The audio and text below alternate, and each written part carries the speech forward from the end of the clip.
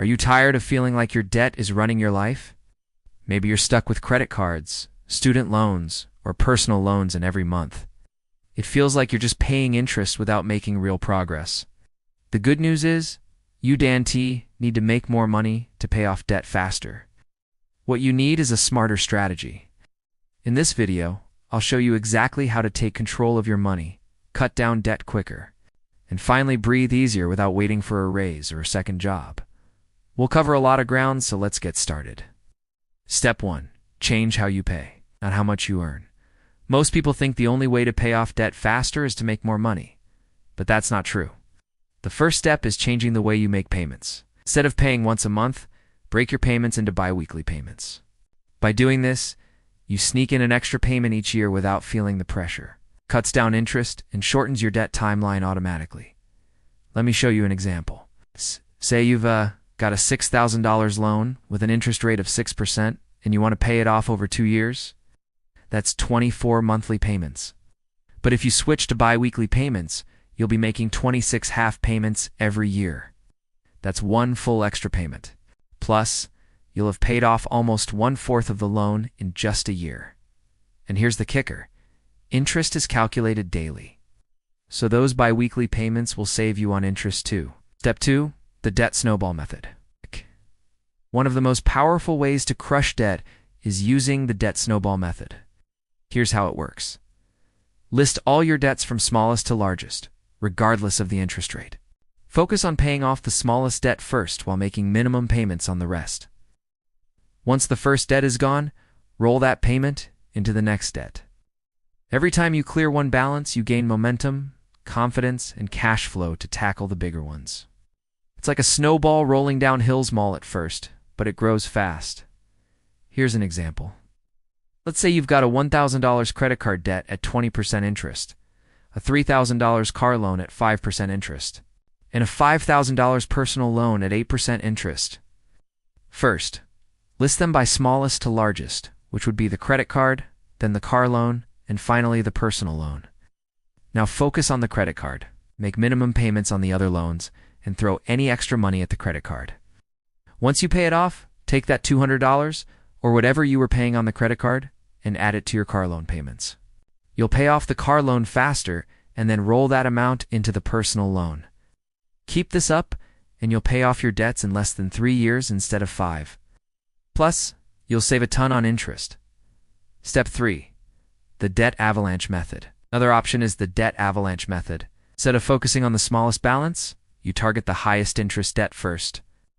This saves you more money in the long run because you're cutting down the costliest debt. For example, in our previous scenario, you'd tackle the credit card first since it has the highest interest rate. Then move on to the personal loan, then the car loan. Whichever method you choose, the debt snowball or the debt avalanche. The key is to pick one that motivates you to stay consistent. Some people prefer the psychological boost of seeing small balances go away quickly, while others like the mathematical efficiency of the debt avalanche. Step 4. Cut interest before it cuts you. High interest is the real enemy. While it might not seem like it, you actually have leverage when you've got debt. If you've got credit card debt, call your card company and ask for a lower rate. You'd be surprised sometimes just asking can save you hundreds. Here's a quick trick. Ask for a hardship rate, which is usually lower than their standard low introductory rates. Explain your situation briefly and ask if they can match or beat another card's rate. Mention that you've had the account for a while and have always paid on time.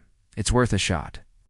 If you don't ask, you'll never get it. Besides lowering your rate, consider a balance transfer card with 0% APRs. These allow you to transfer balances from other cards onto them and have to pay interest for a set period, usually 12 to 18 months. Just be sure to transfer only what you can pay off during that time. Or you can consolidate your debt into a lower interest personal loan. With this option, you take out a new loan to pay off multiple debts. Ideally, you want to lower your overall interest rate and simplify your payments. Do the math to see if this could save you money and reduce your debt payoff time. Step 5. Track every dollar and free up hidden cash. You don't need to earn more to find more money. You need to track where it's already going. Download a free budgeting app or even use a simple notebook. Write down every expense for 30 days. You'll quickly notice subscriptions you don't use, impulse spending, and little leaks in your budget. Cancel, cut, and redirect that money straight into debt payments. Even $50 extra per month can shave months, sometimes years off your debt. Step 6. Automate your payments. When you automate your payments, you remove the chance of forgetting or skipping. Set it and forget it.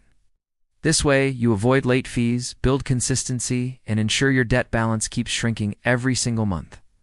Now let's talk numbers. According to research from the Consumer Financial Protection Bureau, about 46% of Americans have some form of debt. Credit card debt is the most common, followed by auto loans and student loans. On average, Americans owe around $5,700 in credit card debt and $20,000 in total debt. But these are just averages. Your debt could be higher or lower. The good news is that there's no one-size-fits-all approach to paying off debt. What works for one person may not work for another. It all depends on your unique financial situation and goals. Some people prefer to tackle their smallest debts first for the psychological boost. Others focus on high-interest debts to save money in the long run. The key is to find a method that works for you and stick with it. There will be times when it feels like you're not making progress, but that's when it's important to remember why you started in the first place. Paying off debt is not just about achieving financial freedom. It's about taking control of your life and being able to make choices that align with your values and goals. Think about the things you want to do with your life, whether it's traveling, starting a business, or spending more time with loved ones. Paying off debt can open up opportunities and create space for those things. Don't let debt hold you back any longer. Take action today and start building a future that you're excited about. Now I want to hear from you. Tell me in the comments what's the biggest debt you're tackling right now. Let's support each other in this journey. And if you found this helpful, hit the like button so more people can see it, and don't forget to subscribe for more simple money tips. See you in the next video.